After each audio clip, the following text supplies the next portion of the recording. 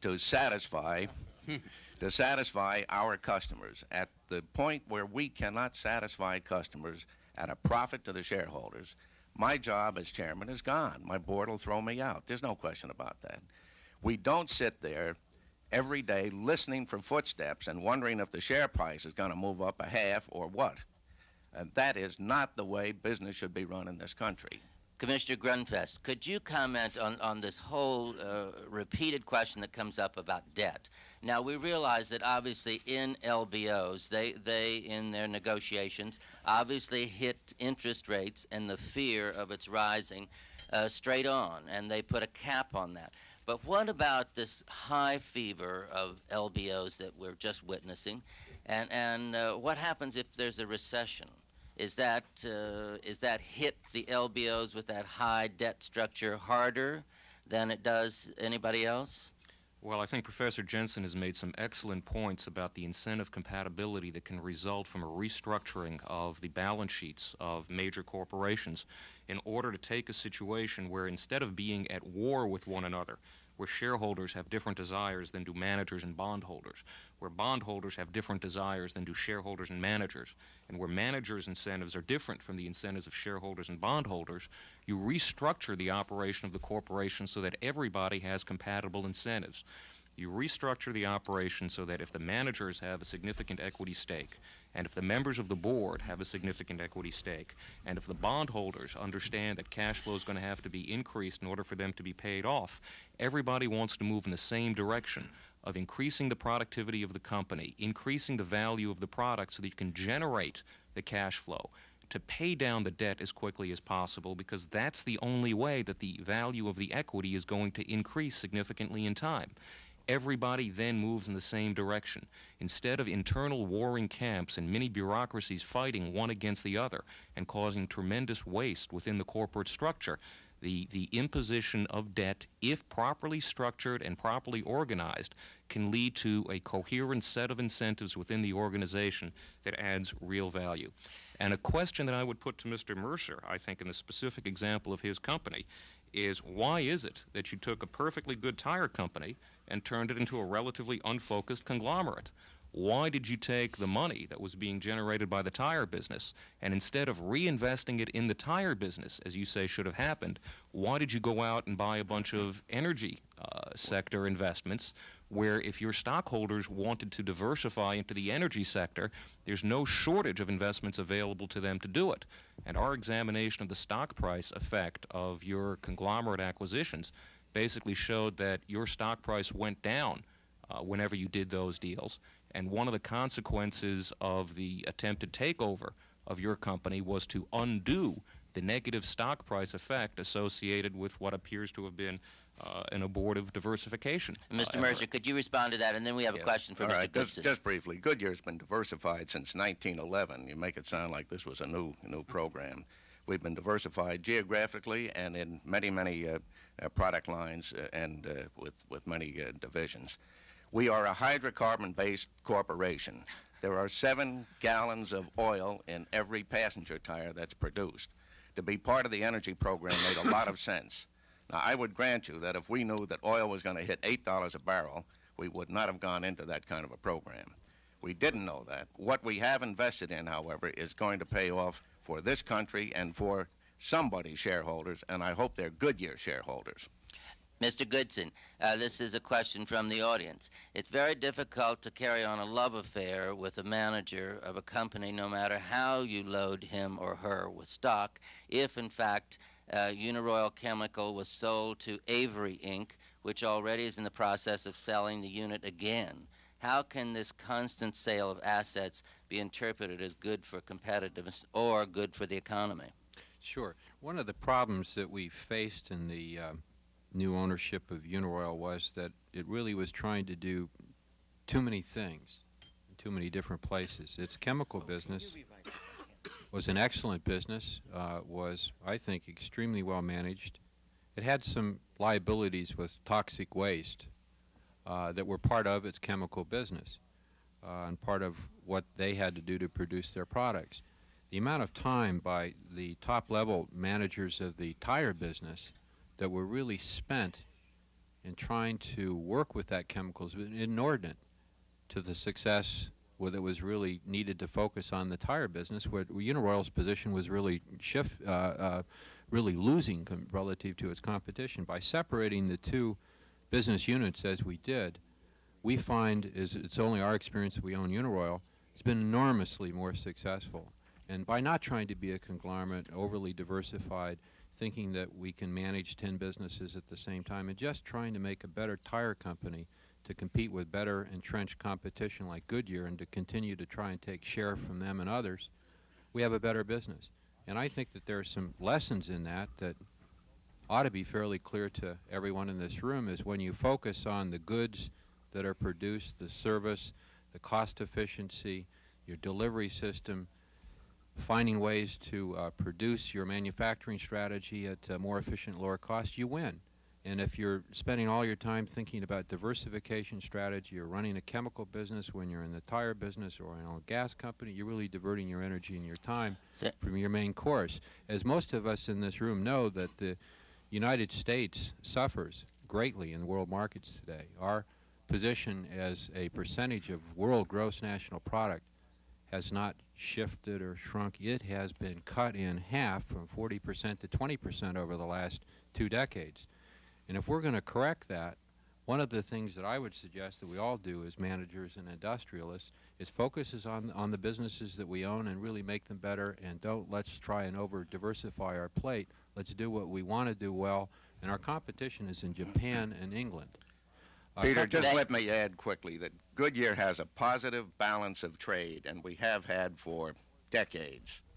So we are competitive globally. More's better, Bob. Just a minute. Would the gentleman that asked that question by way of card, do you have a follow-up question to that? Well, actually, I just wanted to mention that really isn't what I asked, Mr. Oh, I'm sorry. Yeah, what I meant is I wasn't thinking of Uniroyal Goodyear Tire Company. I was thinking of Uniroyal Chemical. I mean, like the fact that it's, like it was sold once, it's being sold again a couple of years down the road. There's no real guarantee that it won't be sold again. I mean, what does this do to Uniroyal Chemical, and what does this do to people who are employed by Uniroyal Chemical and by the people who depend on the products that Uniroyal Chemical Sure. produces? As far as again, we don't own it today, so I can't give you a precise answer. But based on my knowledge, and I was just with Joe Flannery, who ran that business, as you know, for many years, and is a partner of mine, and he said that the business is doing extremely well. That the decision to resell the business, I think, had more to do with the rate of investment that was required in the business to make it succeed, and the owner at that point really thought it was going to take more capital than originally thought to make it successful. As I understand it, the employment roles are up and the business is thriving and doing well, but again, that's not a business that I can speak with on firsthand. I'd like to just raise 2 points that Judge Sporkin made, which I think are excellent points that I'd like to develop for a couple of minutes, Maurice, if I could. One is the threat of foreign ownership in the United States, and the other is this debt that the Japanese use and the English use to buy American businesses. First, on the foreign ownership, I think there is maybe no greater issue that I can think of right now that concerns me as a citizen, is the fact that the rate of foreign ownership in the United States has tripled in the last few years. And that what's happened with a dollar, which has reached lows relative to other currencies, the United States is really at sale at wholesale prices. And if we do something like detour the ability of entrepreneurs and equity stake owners by levying a tax on the interest deduction, removing that tax to make us less competitive to own businesses, we're going to end up really as renting our own businesses in our own country, and I think that's dangerous. Okay. The second point that I wanted Maurice to hit on, if you'll allow me, is just this debt to equity in Japan and Europe, because I think Judge Sporkin did make an excellent point there. The markets in Europe, equity markets, really aren't new, Judge, as you know. They've been there long before the United States markets. And in Japan, which is now the world's largest equity market in terms of total capitalization, is hardly new or nouveau in its approach. What those governments have done, and I think this is the point, is that they understand what cost of capital is and what it means. and that by allowing and assisting its corporations to borrow significant funds, our debt-to-equity ratio in our country is approximately 70% equity and 30% debt. In Japan, you'll see that number be just the flip of that. And Japanese competitors with a vengeance will invest in long-term projects using the borrowings at lower cost than their equity to come in and leapfrog American competition. They've done it in autos, they've done it in machine tools, and you've just got a long list there, including VCRs that we all have at home, or some of us have. Thank you very much, Peter. And that's dangerous. Another question for Mr. Mercer coming up from the audience, and that is that as a hands-on manager of something that was threatened to be taken over, and as we said, paying out $1 million in interest every day that goes by, what does that do to the R&D arm of Goodyear? What isn't the R&D arm, or hasn't the R&D arm been your lifeblood in Goodyear? We had to cut back on some of the long-term projects that we had in R&D until we get this debt down to a manageable level. Now, what effect that's going to have on us in the future is yet to be determined. But you have to dip into the cash flow. There's no question about it, and it is dangerous. Mr. Thank you, Tobin, Judge. if I just might, the interesting thing is there are many situations where you have an LBO and the R&D goes up. I think Mr. Goodson can speak to that from personal experience. Second, if it's true that one of the reasons why LBOs happen is in order to cut back on R&D, one would expect to find that if you look at the targets of LBOs, that they would on average tend to do more R&D than other companies in the same industry, because that means that there's more to cut back on. Well, we ran the numbers. We looked at the computer tapes and the like. We did some research on the research and development issue, as radical as that may be, and we found exactly the opposite. We found that on average, all right, and there are exceptions, we're working with averages, that the companies that are subject to takeovers and LBOs do less research and development than other companies in the same industry. Okay. Judge Sporkin, you had a question a while ago, and that is that there was a follow-up that came up on a card which asked the question, R.J. Reynolds was such a popular example of an LBO, and the questioner states that $5 billion of the $21 billion was a government subsidy. It's hard to realize how you can reach that $5 billion figure unless you say that that is in terms of deductions from taxes. Could you comment on that? It's got me at a loss. Okay, does anybody else want to comment on it? The point that they're giving is that when you're changing the financial structure from heavily equity to heavily debt, then as the senator was pointing out earlier, there is a deduction for interest payments where there is not a deduction for dividend payments. So I guess that's where they see the subsidy.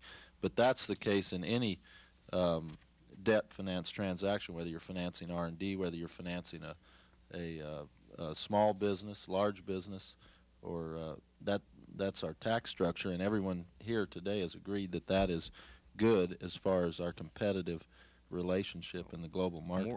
More to the point, perhaps, if you look at half of the equation, you're likely to get a wrong answer.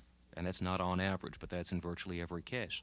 There is no doubt, I think, that if you look at the corporate tax payments of RJR Nabisco after the deal is done, because of the increase in debt, those payments will go down. However, as Professor Jensen has pointed out, if the corporation becomes more profitable in the future, those payments will then go up. But that's still not the whole story. Look at what happens to the stockholders who are now getting paid close to $100 or in the vicinity of $100 for stock that was worth $50 before. That causes recognition on gains that will be taxable and would not have occurred but for the transaction. The Treasury's take will therefore go up for that reason alone.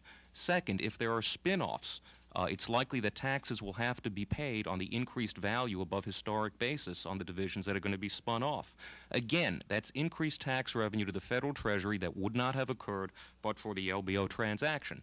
Third, people talk about the huge amounts of money that management can make in these transactions and that sponsors of the LBO fund can make. One little secret is these people tend to pay taxes on the profits that they make in these transactions. Again, that's a source of revenue to the Treasury that would not have occurred. Once you do a balance sheet that adds up all the additional revenue sources to the Treasury that occurs because of these transactions, and you subtract out the revenues that are lost because for a while there will be reduced corporate tax payments by the corporation. On average, you find that the government probably comes out ahead on these deals. That's Mr. the point we Goodson, were last question. Mr. Goodson, last question for you, Mr. Goodson, and that is that there's been a number of obvious discussions on this whole thing of Washington and its impact. Now, we've already seen that the Federal Reserve put into something that was greatly restricted LBOs, and the takeover artists got around it very quickly. And we've also seen that there are really no teeth marks from anything that Congress has done. They've had 9 sets of hearings. They've got another set of hearings coming up next week on pension funds use in this whole question. As you in the business, in the marketplace every day, are you really afraid or concerned of what comes out of Washington?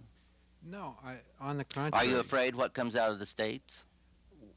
I'm encouraged by the discussion that we're having in Congress. I think that the opportunity, one, to learn anything is a great opportunity. Two, to, I think, straighten out some of these myths, some of which some of the panelists pointed to this morning that exist in this area, is really positive for what I do and what I and my partners do in our business. I think the more discussion, education, dialogue of understanding this entrepreneurial phenomenon, which is improving American businesses, is a plus. I think also the second point is that right now in the marketplace, that the post-RJR transaction, these congressional hearings, and maybe the reason why we're here today, have already put, I think, a taming effect on the lending community within the buyout practice. So far in 1989, the numbers of buyouts and the dollar volume is maybe half of what it was in 1988. And we've met with the chairman of several of the leading banks and are very encouraged that they're taking a more, I think, responsive role and responsible role in securing that whoever they lend money to knows what the heck they're doing with that money to buy these businesses and operate in. Not too far out here is a recession, in my view, and I think we're headed right into it. And I think half of the business here is being able to put capital with responsible people that improve the management of the businesses they own. So I think banks are much more careful on that. Third, I think the competition, since there are less sponsor groups like our own that banks will work with, the competition over some of these large fees on Wall Street that you've all been reading about, hundreds of millions of dollars, is really an intensity. And those are unproductive costs. And I used to work on Wall Street, and I hate to say this, I felt that at the time and I feel now, that those costs are way too high in these transactions. And because there are fewer sponsors and less competition now among people that are in the buyout business for transactions, those are beginning to come down, which I think are all very positive outflows of this dialogue that we're having really with the leadership of the American people. And I think it's a very, maybe something long-term may come out of this that's good. The idea that the dividend exclusion on equity is something that is no longer a sacred cow, and we ought to debate it and put us on a pari passu basis with our main competitive nations, Japan and Europe. I think it's a very good idea to look at, because if we can lower the cost of capital it takes an American businessman to think long-term, to invest in his business, to improve his manufacturing process, to beat Japan Inc., I think we've done a great service to all of ourselves, to the Federal Treasury, and what ails us most are deficits. And the more we can think that way, and if that's an outflow of this process, God bless. Thank you. Okay. Commissioner Grunfest, this is a facetious question that came up from the audience, and that is, as a last question, since the loser attorney in the Kraft situation was paid $20 million, why are you still at SEC? It's a very good question. It's not facetious at all.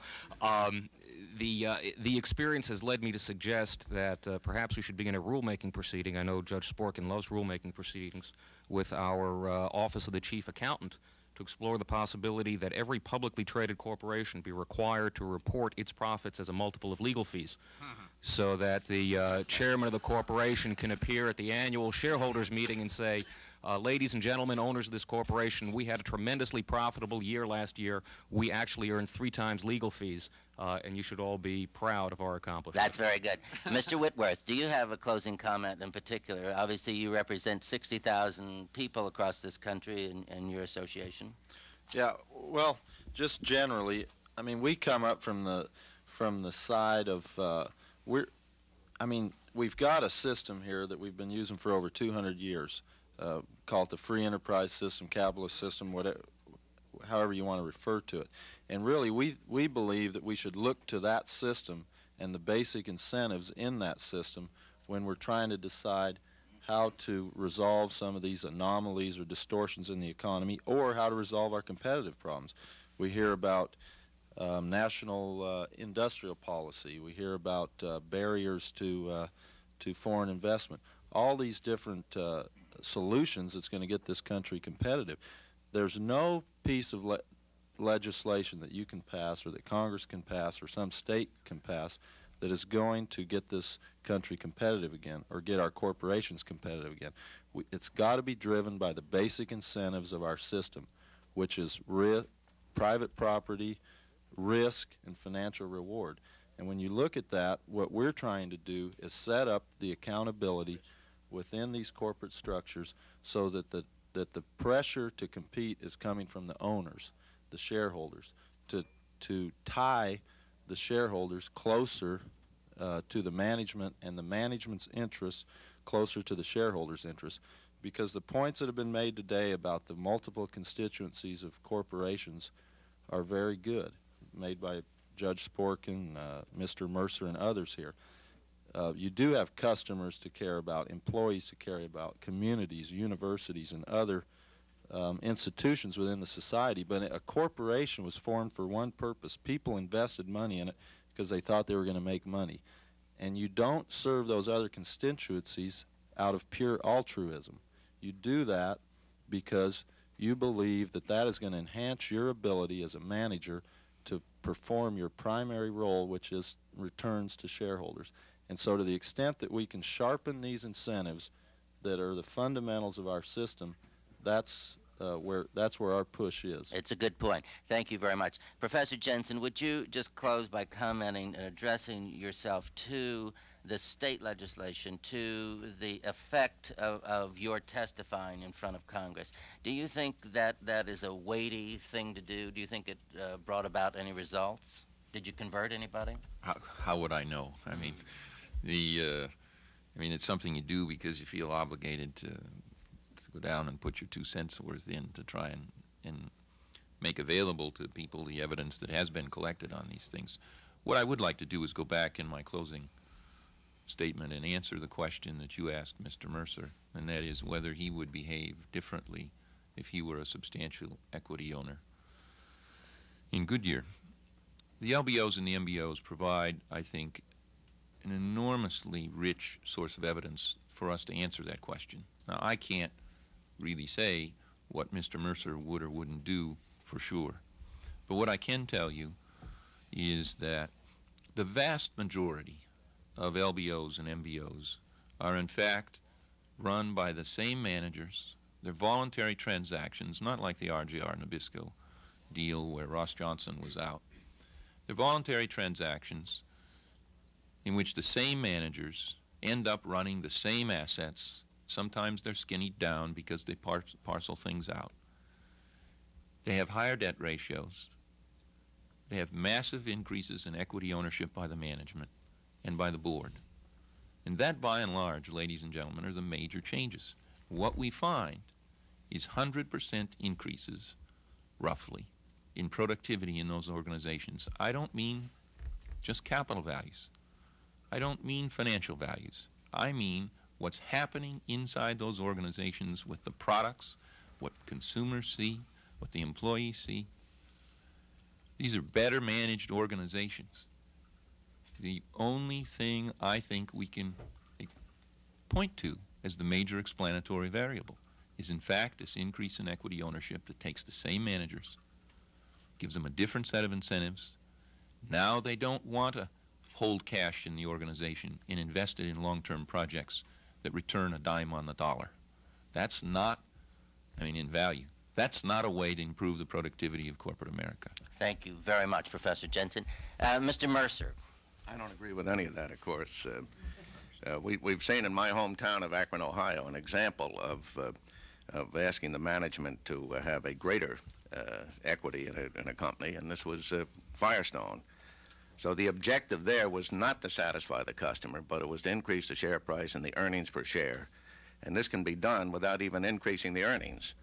And as a result, Firestone went from second place in the industry to sixth place, and then as the grand finale, sold it off to the Japanese. The management made out quite well.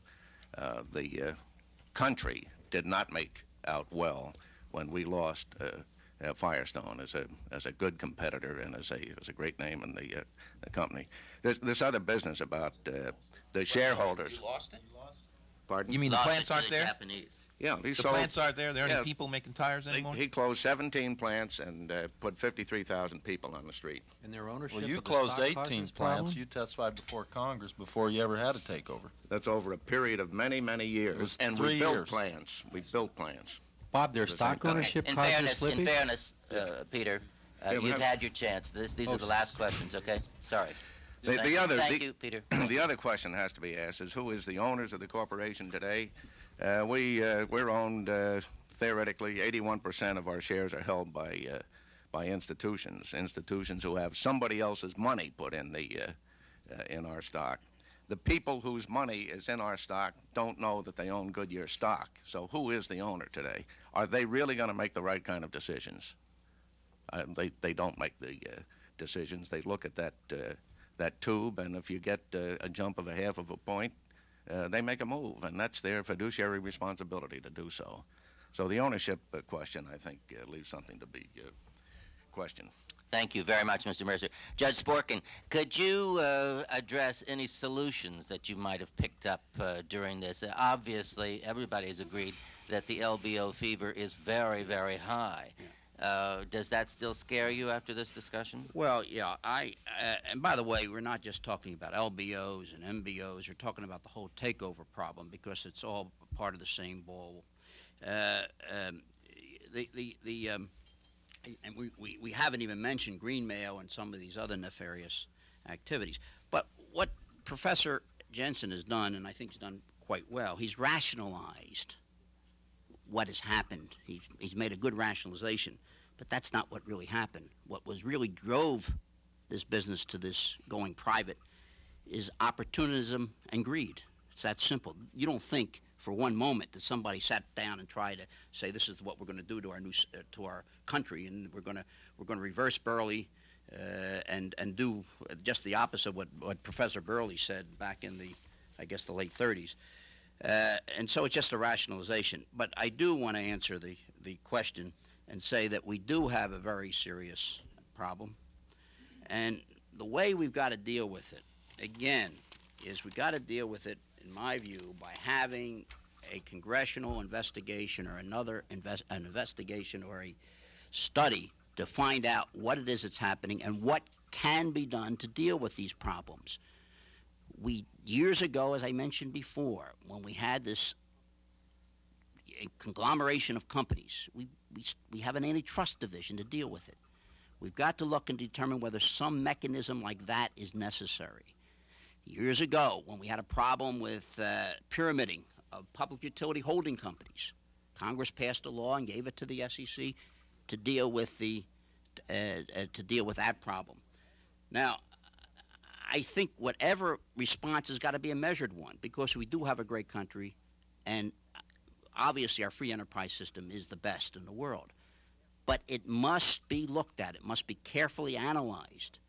And my view is, we ought to do it now, rather than wait and wake up one morning, as we have with the savings and loan problem, and find out we have a $100 billion problem on our hands.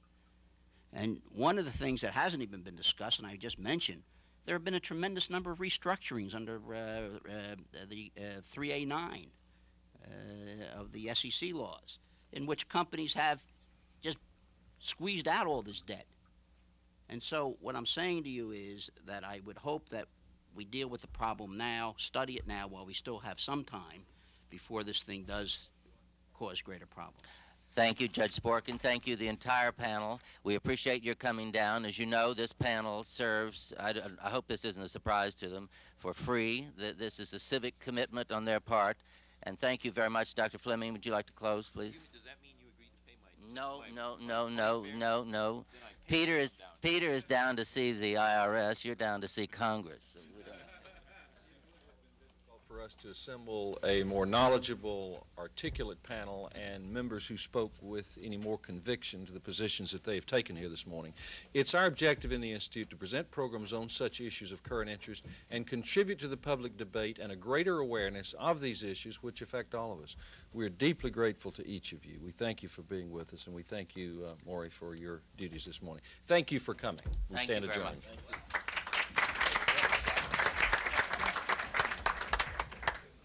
Roger. Hey, Mr. Ricks. Very well. How you doing? I think you Get your dispel book back? the image Get your book of back? the Okay. so-called raiders out there jumping on I anybody's was going to say it's target. happier on your Very well shelf than done. it is on my shelf. Okay, sure. Hi, David Weiss. Okay, sounds good. I know. It was a pleasure. It really was. I was wondering. Very well. Very well. Yeah, Thank you. sure. Thank you very much. Terrific panel. Thank you. Sure. You want my number? Somewhere. Say hi to David for me. I haven't seen him for a long time. He's a. Oh, he is? I didn't know that. Roger. He's a hell of a reporter. seeing you again. They don't like facts. They don't like the numbers. It was Mercer. Mercer's talking about taking all this capital. I really investing in like the him. tire He's, industry. he's Well, why very did he do it? responsible. Why did he go out Nice and buy meeting all you. this other stuff for which he overpaid, slammed the stock price?